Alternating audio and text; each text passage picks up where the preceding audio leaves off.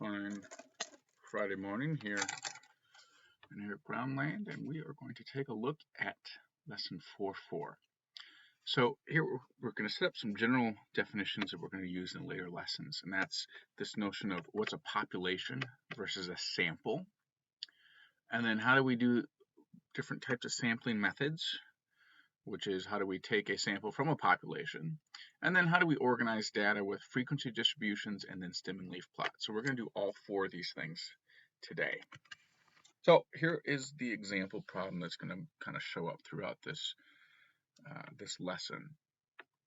We've got this data, which is the average undergraduate GPA by year, and many people claim that higher ed, in other words, college, is getting easier and easier, and there's this idea of grade inflation, meaning the standards are being lowered and students are just being passed at higher rates.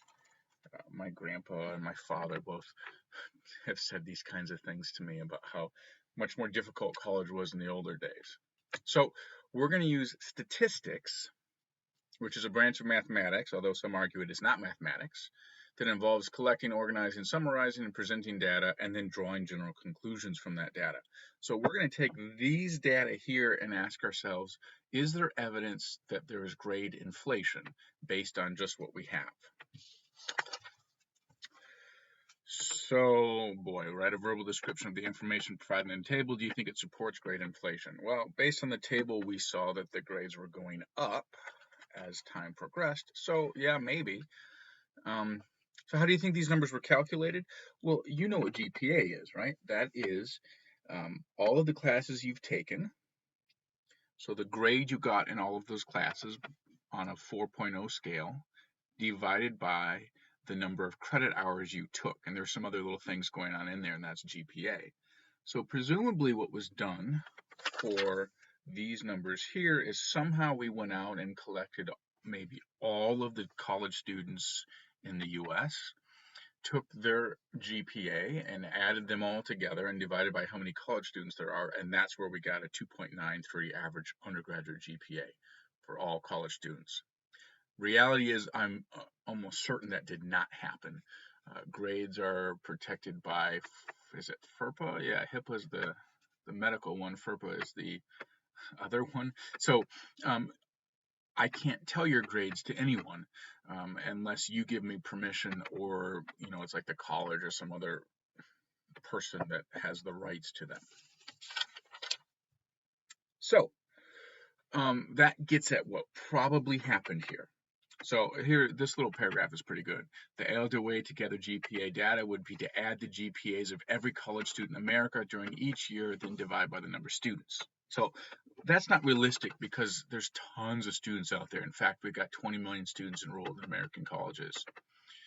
And it's going to take forever to collect all that. So instead, what we do is get a sample. So here's our first definition. You need to know these. A population consists of all subjects under study. So when we say subjects, that means people or information. Maybe we're looking at land mass, maybe we're looking at animals, but it's all things that we're interested in, that we're studying. And then a sample is, and this is a key point, a representative subgroup or subset, that's the more mathy word, of a population.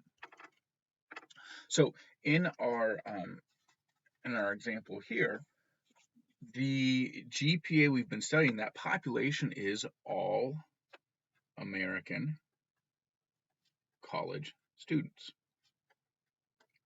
That's what we're interested in. And remember, the question is, are we inflating these grades? Is grade inflation occurring? So the sample is the set of data we collected.